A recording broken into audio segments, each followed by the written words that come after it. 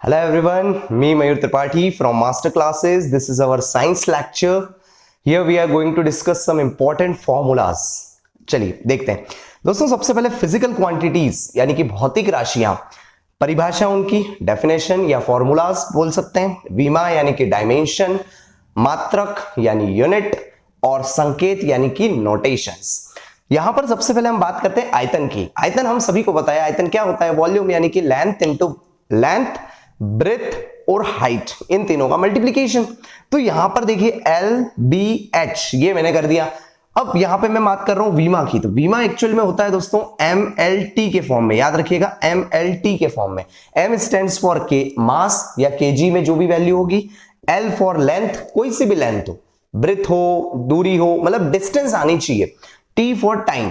तो यहां पर तीनों एक तरीके से दूरी है, तो ये हो जाएगा L का क्यूब, राइट। और यहां पर मात्रक हो जाएगा इसका मीटर क्यूब। देखिए वॉल्यूम सेंटीमीटर क्यूब भी होता है, डेसीमीटर क्यूब भी होता है, डेकामीटर भी क्यूब होता है, राइट। लेकिन we are talking about SI unit, है ना, SI यूनिट की हम यहां बात कर रहे हैं।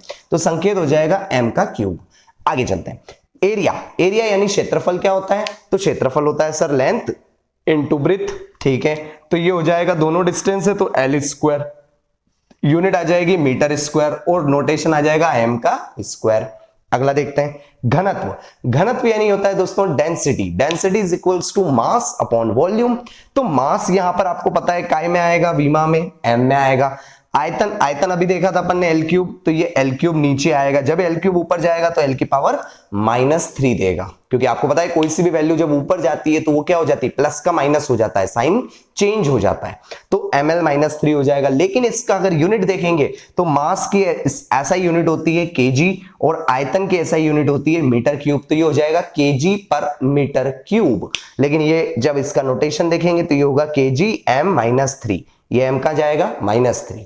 नोटेशंस में सारी पावर को आप ऊपर पहुंचाते हो, ठीक है, याद रखिएगा। चाल, चाल यानी speed. Speed is equals to distance upon time, right. तो डिस्टेंस देखें तो डिस्टेंस वही जैसे ये हुआ था सब, तो L आएगा अपॉन टाइम। टाइम क्या होगा? तो टाइम आएगा T में, क्योंकि मैं यहां पर डायमेंशन की बात कर रहा हूं, वीमा की बात कर रहा हूं। तो दोस्तों T जब ऊपर जाएगा तो T की पावर -1 देगा, बिल्कुल देगा। यहां पर यूनिट होगी मीटर सेकंड इनवर्स, लेकिन नोटेशन होगा ms -1, बिल्कुल सिंपल है। जबकि मैं वेग की बात करूं, चाल और वेग में दोस्तों थोड़ा सा फर्क होता है। वेग यानी वेलोसिटी, चाल यानी स्पीड। चाल जो निकाली जाती है वो डिस्टेंस के बेसिस पे निकाली जाती है, change in distance per unit time is called speed यानी कि चाल। लेकिन वेग यानी कि वेलोसिटी जो होता है, चेंज इन डिस्प्लेसमेंट यानी कि विस्थापन में परिवर्तन की दर को क्या कहते हैं? वेग कहते हैं। तो सर आप विस्थापन बोले या फिर आप दूरी बोले, इसमें क्या फर्क है? तो देखिए दूरी कभी भी जीरो नहीं हो सकती। मैं बोलूं कि हमारे बीच की जो डिस्टेंस है वो क्या है, तो वो जीरो नहीं होगी। क्यों? जबकि डिस्प्लेसमेंट जो है वो जीरो हो सकता है, विस्थापन हो सकता है, क्योंकि विस्थापन होता है the shortest distance between 2 points is called displacement. जैसे मैं 4 किलोमीटर ईस्ट में गया, 4 किलोमीटर वापस से वेस्ट में आया, तो यहां पर मैं इनिशियल वही सेम पॉइंट पे पहुंचूंगा। तो इसका मतलब है कि क्या हुआ, डिस्प्लेसमेंट तो जीरो हो गया, क्योंकि प्लस का 4 माइनस का 4 कट गया। लेकिन जो दूरी मैंने तय करी वो 8 किलोमीटर करी, 4 जाना और 4 आना, ये अंतर होता है। तो यहां पर जो वेग होगा दोस्तों वो विस्थापन पर यूनिट टाइम होगा, ठीक, displacement per unit time. Unit बाकी की सेम है, इसकी LT -1, इसकी भी LT -1, metre second inverse, metre second inverse, ये MS -1 आएगा। चलिए आगे देखते हैं। त्वरण, त्वरण होता है दोस्तों एक्सेलरेशन। एक्सेलरेशन को बोला जाता है rate of change of velocity is called acceleration, ठीक है। देखिए सबसे पहले क्या होता है, rate of change of displacement is called velocity, rate of change of velocity is called acceleration. विस्थापन में परिवर्तन की दर वेग कहलाती है और वेग में परिवर्तन की दर त्वरण कहलाती है। तो यहां पर वेग में परिवर्तन जो भी होगा बटे किसके, समय अंतराल, टाइम में डिफरेंस आएगा, LT -2। क्यों? क्योंकि वेग परिवर्तन आएगा LT -1 और बटे में आएगा वापस से टाइम, तो ये टाइम ऊपर जाएगा तो LT -1 इंटू T -1, तो ये हो जाएगा LT -2। यानी यूनिट देखेंगे तो मीटर सेकंड -2 MS -2। क्लियर सबको? चलिए नेक्स्ट है बल। बल यानी होता है दोस्तों क्या? Force. Force is equals to mass into acceleration. Force is equals to द्रव्यमान इनटू त्वरण। ये एक साइंटिस्ट थे जिनका नाम था आइजैक न्यूटन। Isaac Newton. तो आइजैक न्यूटन का ये दोस्तों न्यूटन के नियम आते हैं, उसमें इन्होंने ये बोला था कि जो मास होता है वो दो चीजों का मल्टीप्लीकेशन होता है। ठीक है, क्या चीज? फोर्स जो होता है वो दो चीजों का मल्टीप्लिकेशन होता है, एक मास का होता है और एक एक्सेलरेशन का होता है। तो दोस्तों यहां पर देखिए द्रव्यमान की यूनिट आप सबको पता है क्या होती है। तो ये द्रव्यमान अभी अपन ने देखा था काय में आएगा? एम में आएगा, तो ये एम आ गया। त्वरण अपन ने देखा ये रहा LT-2, तो MLT-2 आ गया यहां पर।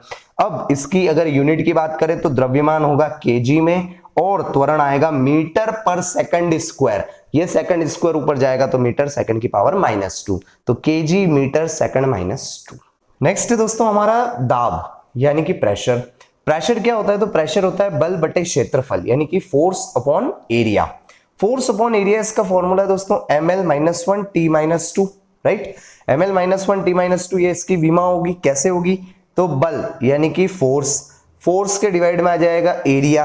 एरिया क्या होता है? L की पावर 2 होता है। अब L की पावर 2 होता है और फोर्स MLT-1 होता है, तो L एक L से एक L स्क्वायर कट जाएगा तो नीचे का L ऊपर जाएगा तो L की पावर -1 देगा और T ऐसा कैसा -2 देगा। नेक्स्ट है यहाँ पर इसका यूनिट होती है पास्कल या न्यूटन पर मीटर स्क्वायर। न्यूटन पर मीटर स्क्वायर इसी से बनती है। बल की होती है न्यूटन और एरिया होता है मीटर स्क्वायर, तो न्यूटन पर मीटर स्क्वायर भी बोलते हैं और साथ ही में हम पास्कल भी बोलते हैं।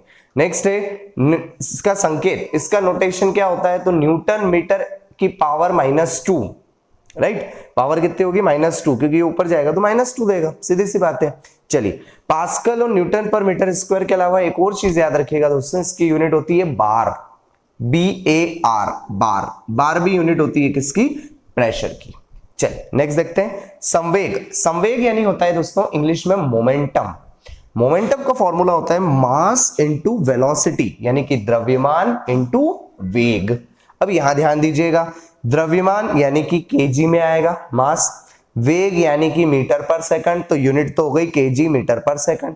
ठीक है, इधर डायमेंशन देखते हैं, द्रव्यमान मास आएगा तो मास का m आ गया, वेग आएगा मीटर पर सेकंड, मीटर मतलब लेंथ तो L, और पर सेकंड तो सेकंड ऊपर जाएगा तो t की पावर -1 देगा, राइट? चलिए तो ये हो गया केजी मीटर सेकंड, ऊपर जाएगा तो सेकंड इनवर्स देगा। ठीक, आई होप आपको समझ में आया होगा। अगला है दोस्तों ऊर्जा या कार्य। ठीक है, ऊर्जा या कार्य। ठीक है, देखिएगा ऊर्जा या कार्य होता है बल इंटू विस्थापन। बल इंटू विस्थापन। ठीक है, जो भी फोर्स लगा रहे अपन, उस फोर्स की वजह से वो पर्टिकुलर ऑब्जेक्ट या बॉडी में कितना डिस्प्लेसमेंट जनरेट हुआ, वो मल्टीप्लिकेशन आता है क्या? ऊर्जा या कार्य। ठीक है, या कार्य करने, ठीक है, इसको ये भी बोल सकते हो आप कि कार्य करने की क्षमता को ऊर्जा कहा जाता है। That is called capacity to do the work is called energy, right? चलिए तो इसकी यूनिट है दोस्तों न्यूटन मीटर। कैसे होगी? तो देखिए बल की होती है न्यूटन, विस्थापन होती है मीटर में, विस्थापन यानी डिस्प्लेसमेंट सिंपल। ठीक है, तो मीटर में होता है, ये हो गया न्यूटन मीटर। या फिर इसकी यूनिट जूल भी होती है, याद रखिए क्या होती है? जूल होती है। नोटेशन है कैपिटल J का। आगे चलते हैं शक्ति। शक्ति ये होती है दोस्तों रेट ऑफ डूइंग वर्क, मतलब कि कार्य करने की दर को क्या कहा जाता है? शक्ति कहा जाता है। तो अगर मोटा मोटा हम मेन अंतर देखें किसमें? शक्ति और ऊर्जा में, एनर्जी में, तो ये होता है कि अगर किसी व्यक्ति, जैसे दो व्यक्ति कुछ काम कर सकते हैं तो दोनों की एनर्जी तो सेम हुई, एनर्जी लेवल सेम है, लेकिन कौन कितनी देर में कर रहा है, टाइम के रिस्पेक्ट में बात करेंगे तो आएगा पावर। यदि किसी व्यक्ति ने कम टाइम में वो काम कर दिया तो इसका मतलब उसकी पावर ज्यादा है। ठीक है, ये चीज है। तो ऊर्जा या कार्य डिवाइडेड बाय समय अंतराल, मतलब कि टाइम ड्यूरेशन क्या है, तो इसका फॉर्मूला होगा जूल पर सेकंड, क्योंकि ऊर्जा और कार्य की यूनिट अभी हमने देखी जूल आएगी, तो पर सेकंड, या इसी को वॉट भी कहा जाता है। इसका डायमेंशन फॉर्मूला देख लीजिए, यानी कि वीमा देख लीजिए। तो देखिए ऊर्जा या कार्य की है ml2t-2, ml2t-2 जैसे ही लिखेंगे बटे में अगर t लगाऊंगा तो एक t से ये t क्या होगा, कैंसिल तो नहीं होगा, ये ऊपर जाएगा क्योंकि डिवाइड में ऊपर जाएगा तो ये -1 की पावर देगा, तो -1 और -2 कितना होगा, -3 होगा। तो ml2t-3 वीमा होगी किसकी, शक्ति की, यानी कि पावर की। पावर की एक और यूनिट आती है जो बहुत इंपॉर्टेंट होती है, कौन सी, वो होती है दोस्तों एचपी, यानी कि हॉर्स पावर, राइट। एक एचपी में 746 वॉट होते हैं, एक एचपी में 746 वॉट होते हैं, ये इसका नोटेशन है डब्ल्यू। चलिए अगला चलते हैं।